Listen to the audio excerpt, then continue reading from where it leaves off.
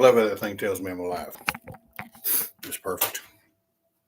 Give everybody a minute to join in here and see what's going on in the world.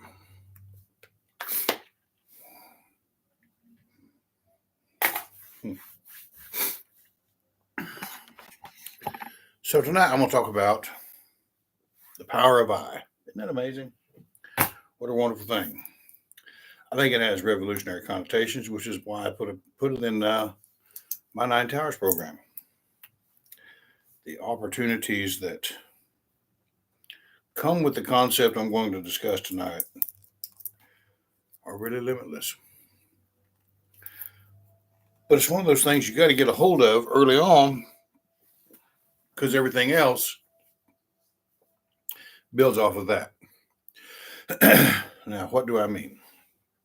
So let's take just a basic look at life, right?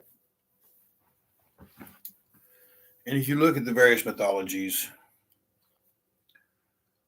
we'll get into that in a second. Let's say you're sitting in front of a blank canvas, and the greatest piece of art that you're going to come up with is a piece of art that is created by all of the strangers that walk by putting something on it, or even your God throwing something at it. Everything will be added to that canvas by everyone except for you. You're simply going to sit there and claim ownership of it. This is mine. I haven't done anything with it, but this is mine. I have to confess, this skull, this bear skull, has a little fascination for me, right? Because like many things, I'm dicking around on Facebook, or not Facebook. I don't have Facebook because I got kicked off because somebody whined. But I was looking at this because on Instagram and Pinterest and some other things, there are people that bead these things, and they're amazing works of art. They're just phenomenal. I look at it and I see where the tendons and the ligaments and everything attaches to make the jaw move, where the passages are for the nasal cavity, how it goes to the brain, all this stuff for this fearsome predator that will eat anything. It is, in essence, a blank canvas. It is, in essence, a raw material to build something with. And I want to do something special with it. Now, if I continue in life with the same mindset that things happen to me, well, you got cancer. Well, I happen to get cancer. Well, I happen to break my bone. Things happen to everybody. Well, there was that earthquake happened, and then there was this, both internal and external.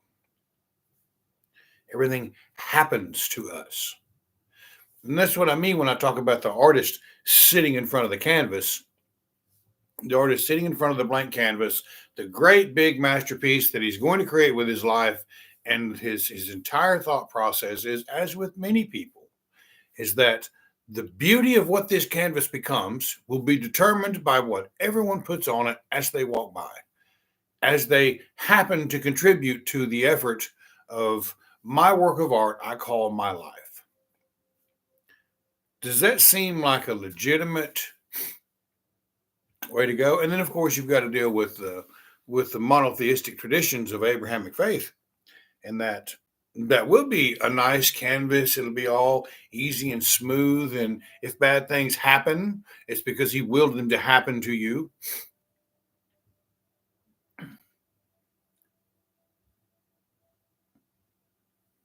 This idea that we go through life allowing things to happen to us and then doing our level best to engage in the mental gymnastics provided to us by Abrahamic faith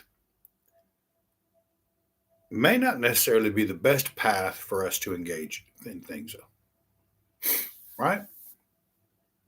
So I'm looking at a table. I'm looking at a table of crafts. I'm looking at making something phenomenal. So let's say out of this bear skull or the cow skull behind me or any of the other things that I like to make. When I get writer's block and I can't think, when I get stymied in my efforts to produce a new video for YouTube, and a new video for Patreon, and a new video for my school platform. That if you haven't got $9 a month to join it, I'm not sure what to tell you, because there's things on there that are going to change your life, this being one of them. This a lot of effort, and then a daily email, which I hope that you're subscribed to, and then writing a book on top of all that. That's a lot, and all of it I feel like needs to be something unique and different, so that when somebody shows up to pay attention to it, it's worth their while. I mean, that's kind of my commitment. That's kind of the thing that I think is my responsibility, isn't it? In that train of thought,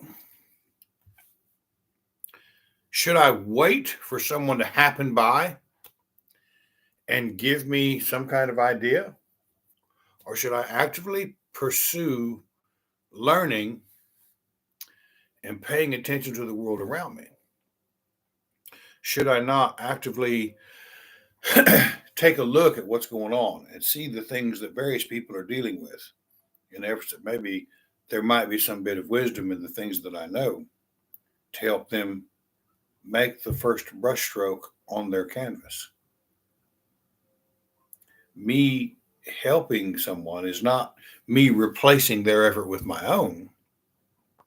It's encouraging them to stop waiting for someone else to make a beautiful brushstroke upon the canvas of your life, and teaching you how to make that brushstroke yourself. The world of mythologies are full of them, and that's part of the reason they were demonized, is that it encouraged an individual to take responsibility for their own life. When you go into absolutes of good and evil, the false narrative of us against them, there's always someone to blame for our failure. Failures are important. Failures are how we learn to stand up. Little baby crawling on the floor, stands up, falls down. Little baby crawling on the floor, stands up, falls down, and gets back up. Just learn how to ride a horse. You fall off, you get right back on. You get in the ring to fight somebody. You sparring with anybody. You get knocked down, you get back up. Get hurt like hell, I'm going to try it again. This is how we learn in life. To seek a way of living that abdicates us from that responsibility and the moments where we have to get back up is the same thought process of sitting in front of that canvas, waiting on someone else to paint a masterpiece for our life as they see our life should be lived, not as how we wish our life to be lived. And then when we take a closer look at it, and we're waiting on someone to do it for us with the quality of our life and the beauty of everything that we know and see and feel, when we don't like it, we have the built-in response of, well, that happened to me. That happened to me. There are lots of things that happen to people. There are lots of things that happen to people. Some good, some bad. But that by no stretch of the imagination should create a thought process that encourages you to continue adopting that belief system and then praying for an idea to make it, well, to make it okay. When I talk about acceptance, I'm not talking about accepting the negative energies and outputs and ideas and thoughts and actions of other people. Screw that. When I talk about acceptance, I'm talking about, all right, I know if I do this, there's a possibility this can happen. And if it happens, you have to stand your ground like a man and deal with it. That's acceptance. Good evening, Brett. That's how that goes. So if we take a look at all of it, from the time we're born, we're taught to get back up when we fall. We're taught to try again when we fail. But we also have the built-in back door of saying, well, that happened to me, and I don't want to deal with it. I'm going to let someone else continue to take care of it. And we're right back at square one, the artist of our own lives, sitting in front of a magnificent blank canvas, waiting on everyone else to contribute the wonderful brushstrokes that we think our life should be worth, while not doing anything to make it a reality. It's a real catch 22. It's a real thought process that's been ingrained into us for 2,000 years, as far as I can tell, if not longer.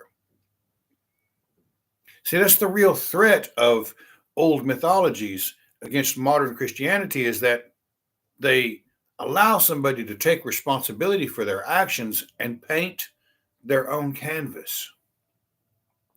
Very difficult for a government or a king or an emperor or a church to control individuals who are committed to painting their own canvas instead of allowing others to paint a stroke on it and tell you, well, that's happened to you. You should learn how to accept that and move on. How many people are still comfortable doing that? There's going to be several that listen to this over the week. How many people are still comfortable sitting there in front of that great canvas of our lives, waiting for it to take shape into a beautiful painting of a wonderful landscape or some other phenomenal image that stirs and fires our imagination to want to be and to think and believe that we are more, while we're waiting on someone else to make that stroke for us? I got news for you. There are very, very, very few people who will come by your blank canvas and paint on it something that's going to make you more inspired about your life, or inspire you to take up the brush and begin as an artist, shaping and crafting and illustrating the wonderful parts of your own life. Very few. Because they are doing the same thing. They're dealing with someone painting on their canvas, and someone's painting on their canvas, and someone's painting on their canvas. And it could be a very circle. It doesn't necessarily mean it's going up. It could just be a circle. It could just be a hodgepodge of people painting on each other's canvases. And you form a national identity behind that. And then you form a group identity behind that. And then you form an idea that, well, this group over here, we're painting on each other's canvases and it's wonderful. And yet, in the same breath, I've heard those individuals talk about what hell really is. So we'll consider that to be good. Yet the true idea of hell is that everybody's sitting at a table with a sumptuous feast and everybody has a spoon that's too long to reach to their mouth. The only way to get out of it is to begin to feed each other. So we call that figuring out how to get out of hell. And instead of taking responsibility of bending the spoon to feed ourselves, we allow others to paint the wonderful ideas that should be our life. I don't know about you, but I want some things in this world. And see, the thing is, I've had those things, and I know how I got them. I've said it many times, and I'll continue to say it. When I started my tower company, I had a broken foot on a walking cast and a car with a clogged catalytic converter, and the rent was due, and a harness and an idea. And everyone around me said, "Oh, you'll do this fly-by-night operation, blah, blah, blah, blah, blah." Yeah, I'll never forget that. Even the people closest to me called it a fly-by-night operation. I didn't listen to them. See, the brushstroke of that comment on my canvas would have ruined the idea that I was painting. I don't have to accept that. None of us have to accept that. None of us have to accept those ideas that say, well, you have to do this and you have to do that. No, you don't. You don't have to do any of that. The only thing you have to do is begin to take charge for your own life. These decisions that we make on a daily basis represent the power of I. The very first step a man takes into becoming a man is making a decision that takes him away from the thought processes of acceptance from his parents, who love him simply because he exists, because he was born. When you step out to become a man, you put that at risk.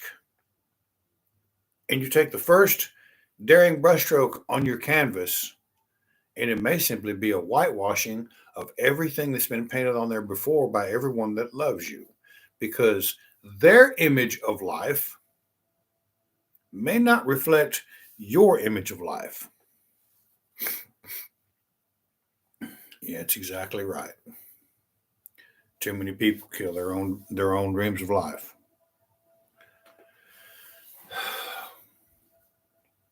So what should we consider the power of I? The power of I is us sitting there and beginning to be deliberate and focused in our thoughts. How many of us have sat down long enough to say, this is what I really want? This is what I really believe in. This is what I really believe to be a central part of who I am. And I'm going to act on that thought. And then when it causes them some kind of failure, this is where the real problem comes in. I believed that's who and what I was, and I failed. You told me wrong. This happened to me because of you. I can't because you didn't. I can't because you aren't. I can't because they didn't. I can't because. I can't because. I can't because. Whenever you hear someone say, well, I can't because they didn't, you know you're dealing with an individual that's waiting on someone to paint their canvas for them. I can't because. I hate that phrase with an absolute passion. Every time I hear somebody say, well, I can't because you can't because you. The fact of the matter is, everybody's moving on their own terms. Everybody's dealing with life in the way they best think is suited for what they believe is the image of their canvas, the one given to them by someone, so many other people. And when the bad things happen, it's always someone else's fault. It's your fault for not taking charge of your life. The power of I is the deliberate, focused thought process that says, this is what I want. Now, here's the thing. Okay, so that's what you want. I want to take this and make it a wonderful, beautiful beaded skull. I have no flipping idea how to do it. I have this and a whole bunch of materials in front of me, leather and bead and gems and all these wonderful things. I see that. I don't know how to do anything with it. Same thing for the artist in the canvas. We see the ability to create an image for our lives, and we have no idea how to begin making that first brushstroke. So we got to figure out who we are, don't we? So we've had a glimpse of a far grand horizon. We've had a call of some kind of spiritual experience. Something radical has happened, right? Happened that's changed our lives and our thought processes. Most likely an obstacle we've put in our own way. How do we fix it? We begin by learning. Not what's out there, but what's in here. Why am I feeling that way? Why does this hurt? Why does it hurt when I think about my father? Why does it hurt when I think about my mom?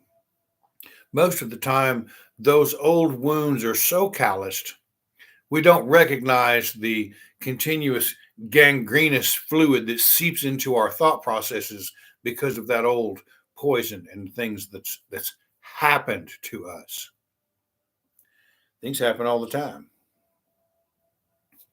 Our responsibility in grabbing a hold of our life is getting up and figuring out, what tools do I need? Because it's obvious this tool that was given to me by my father does not work. This tool over here that my stepdad using is pretty handy. He seems to be doing pretty good. I wonder what he's using. Now, I'm not going to wait on him to come do it for me. I'm going to begin a discussion. And in that discussion, I'm going to set aside the preconceived notions I have about anything. See, because when I go into a conversation with someone that I want to learn from, if I go in there with a preconceived idea of that's stupid and this is dumb and that won't work, Am I really ready to experience that aspect of life? Probably not. Well, why is that? Well, because I've got this belief, and if I accept their belief, well, then, oh, I'm sacrificing my principles. Are you? What principle have you used that landed you in jail? What principle did you use that caused a divorce?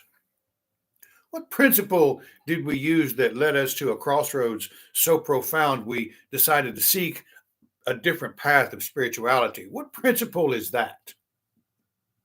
Does it seem to be working for you? Good luck.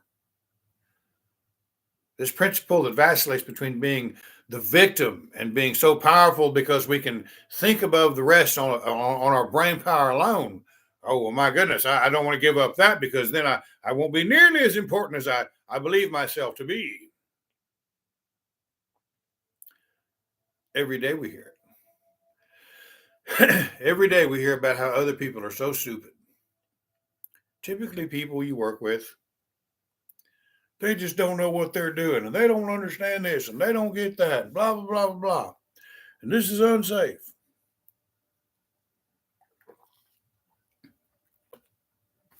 Why do those people say those things?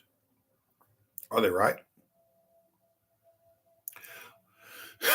Every time we step out beyond the boundaries of our established identity, my father was a machinist. That was his job. That was his gig. He knew what to do. He knew how to run his machine. But he also knew how to do it in such a fashion that he could take up 8 hours of a day as he saw fit. So if someone put a little bit of pressure on him, I need you to go ahead and get that one run through and set it to the side so we can get this thing going because this is hot. That created the chaos for him. Somebody had came by and made a brushstroke on his canvas that he didn't appreciate because the brushstrokes all he had on there were within a range that were not chaotic. They may not have been pretty. They may not have been functional, but he knew what they looked like. And that's the deal. We know what it looks like. We understand what goes with all that. Doesn't matter if it's good or bad, if it sucks, makes us cry, breaks a bone, or breaks somebody's heart. Doesn't matter any of that. But I know what that looks like. I'm familiar with that framework. Now someone comes along and challenges to look outside that framework and says, that painting you've got, not really as pretty as you think it is. Why, who do you think you are to tell me what I think I ought to know? And I read this in a book and it's academic and it's accurate. This is historical representation. And my mom told me this and my grandpa, by gosh, she did. Yeah. And how's that working for you? If it's working for you, run with it, brother. Right? If it's not working for you, step out into a crowd that says, you know what? Why not? Let's try that. See, the only one that's responsible for the quality of our life, the quality of what we want to become, is us. There are people we will go to that have certain knowledge that allows us to create a formula for moving through life in the manner we wish to do so.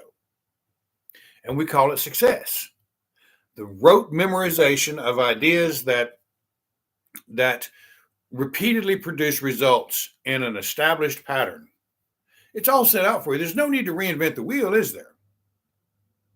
Or is there? Our thoughts create our reality. And if we're following a pattern set in place for us by all the people that painted a brushstroke on our canvas without ever even so much as painting a flower or a sun or a happy little tree, right? Is that what life really is about? Is that where we're to go? Will that be the greatest thing that's said to us at our funeral? So-and-so works 27, 37, 40 years at this plant and then retired and was active in the church and then he passed away on such and such date. In the meantime, he had a bunch of kids. Never went anywhere, never did anything, never held any real money in his hands, never changed the life of anyone. that simply passed on the same pattern that he had known, that had worked for him, and allowed him to put food on the tables and simply live life.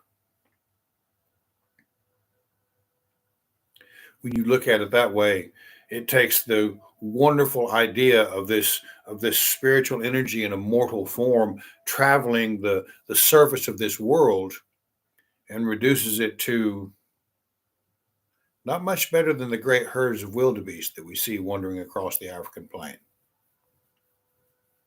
And yet we fool ourselves because, well, I have a little money and all of these wonderful images on my canvas of life that I've picked up along the way. Did you paint them there? Did you put the idea of where you want to be in there? Or did you let everyone else walk by and put a brushstroke? Well, you need to do it this way. Well, you need to do it that way. No, you shouldn't feel this way. No, you shouldn't feel that way. It's kind of like men and crying. This is always something that's kind of tripped me out. You see, men don't cry. Well, we take a piss, don't we? We take a dump, don't we? We spit, we blow our nose, we sweat. But the chemicals that are created when our body is under stress and pain, well, we're not allowed to let those out. What? Who said that shit? Must have been a manly man, right? Look, if you don't want to shed a tear over something, you don't have to. But I, for one, have done everything in this world that everyone ever said it took to be a man. And damn near killed myself several times trying to do it. And if I need to sit down and have a little cry about something, I'm going to do it. And you are more than welcome to come and try to make me stop. Right? You don't get to paint that image on my canvas. I think that's the most powerful idea that comes with the power of I. Is we no longer have to accept the ugliness of someone else's thoughts. Misery loves company. And they will do their best to make sure that the righteous indignation, the anger, the pain, the frustration that they're feeling because their ego has allowed them to think, oh, I'm better than everybody else. It's just not going my way and nobody's doing anything the way I think they should. And it's because they're all stupid and they don't have the brain power to think outside the box. Even though they've never walked in those shoes and they have no idea how to do it. And if they have done it, if they were successful, they wouldn't be here doing this. You understand what I'm saying? Very important thing to remember there. And yet, without hesitation, we've been conditioned to accept their ideas as legitimate and worthwhile for the future we wish to build for ourselves. One of the biggest arguments I ever had with an organization that I volunteered for is they said, well, Bryan, you can't do that. And I said, there's no way that an organization that I volunteer for is going to determine how I build the quality of my future.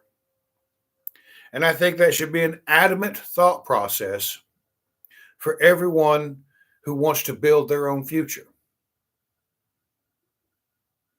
Look at the great sacrifices all of these mythological heroes made to build a bigger, brighter future for themselves. The 12 labors of Hercules, right? the whole tale of Sigurd, right? Slaying the dragon. Theseus, Perseus, Gilgamesh, the Buddha, Shiva, all of these great demigods and gods went through these trials and tribulations to show us there's going to be struggle with the very forces of nature if we decide to take control of who we are and begin to manifest, and I hate that term, what we want to be in this world. But they also demonstrated to us that we don't need anybody's damn permission to do it. And we don't have to accept anybody's input as to why we can't. So when you're looking at that great canvas of your life and you're sitting there and you're daydreaming, what do I really want? Which is a question you should ask yourself on a regular basis. Is this really what I want? Am I building a future here that's sufficient for my children, for my partner, Am I doing things here in a fashion that allows for me to feel like I've achieved anything? Am I creating myself into the individual who is confident enough to fill my parents' and my grandparents' shoes in this world and then some? I haven't said a single thing about getting rich yet. Isn't that a part of the deal? Because I assure you, there's a concept where A students teach and B students work for C students because they were too stupid to figure out it couldn't be done and they went and did it. Amazon started in a garage. Are you kidding me? The company I work for now started in somebody's garage. Every time somebody starts something, the real thing is they quit before the magic happens. They get tired. Oh, it's not good enough. Oh, it's not going to work. Or oh, something's happened and I've done something wrong with the money. And then somebody says you should have done this and you should have done that. And oh, you're not going to make it because they didn't make it. The individual that sticks with it day in and day out, that continues to try every single day, that gets up and goes ahead and does it, even when they don't want to do it, even when they say, well, I don't really have to. I mean, somebody else come by and put a stroke on that paint, put a stroke on that canvas for me. I mean, I can sit here and listen to whatever I want to and do blah, blah, blah, blah, blah. You're absolutely right. This world is built for individuals to settle and be comfortable. This world is built to allow us to not have to strive. We can succumb to the ideas of comfort and live a regular, average existence, and we can practice acceptance of everybody else's thoughts and ideas, and we can be miserable motherfuckers until the day we damn die. I've tried that too. Well, I'll just do what everybody else does. I don't know when it happened or where it happened, but somewhere along the way, the idea came to me that I am unstoppable. And then I served in the infantry and they proved it. But I'm too dumb for New York and I'm too ugly for LA. So what do I need to make my canvas look like? A modern art masterpiece from the New York Met or some kind of suicidal blonde from LA? I think I'll stick right here in the middle of the country. The comfort zone kills, complacency kills, right? Some days it ain't about motivation. Some days it isn't about somebody telling you, you got this, keep going. That's the big difference between BUDS training and the Special Forces Assessment and Selection course. BUDS training, there's somebody out there yelling at you all day long, challenging your mental fortitude to quit. Get moving, blah, blah. At SFAS, there's not. You're given a task, and I guarantee you they are monumental. And you go until you get it done. And there'll be some dude walk out from behind a bush and make a mark, or you fall off an obstacle on the obstacle course, which at one time was the longest in the Army, 2.5 miles. That was an improper dismount candidate. Would you like to try it again? That's it. Not get up. You better move and hustle. It's all based on what you are capable of doing. I obviously wasn't capable enough of doing it very well because I was never selected. But the whole idea that I went out there and tried when everybody said I couldn't and found that I was really middle of the pack with some of the world's very best, I felt very good about that. If we're waiting on someone else to paint the brushstroke for us, to create the canvas of our lives, the beautiful image of what our life should represent here on this planet, and we never go out there and try, we'll never know what color to use to paint our sunset. I think mine's going to be, I think, a beautiful salmon colored. I appreciate everybody that joined in tonight.